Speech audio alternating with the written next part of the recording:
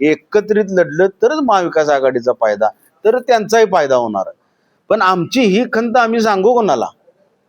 आमच्या दारात येऊन जर गद्दार सेनेचा लोक जर नारळ फोडत असतील तर आमचा उपयोग का हो?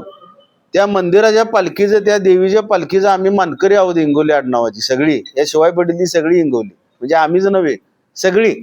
पण तिथं जर आम्हाला न्याय मिळत नसेल, आम्ही यांना मागणी करायची.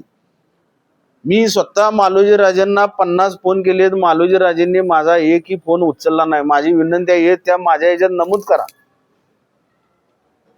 निवडणूक आली की गयावाया करायचं, रवी कुठं आहे, कुठं दमलाय, 2 मिनिटात या, 20 मिनिटात या, आज जरा इथं जावा, उद्या राजारामपुरीत जावा, परवा तिथं जावा, सगळं केलं की हो. पण कोल्हापूर शहरासाठी आणि जिल्ह्यासाठी तुमचं योगदान आता सुरू झालं पाहिजे. छत्रपती शाहू महाराजांच्या माध्यमातून ज्या संकल्पना, जे काम व्हायला हवं होतं ते काम आम्हाला पण अजून दिसत नाही. बरं राहू दे, आमच्या त्या काही व्यथा किंवा कथा नाहीत, पण आम्हाला जर न्याय मिळत नसेल, आम्हाला जर बजेट मिळत नसेल तर आम्ही सांगायचं कोणाला?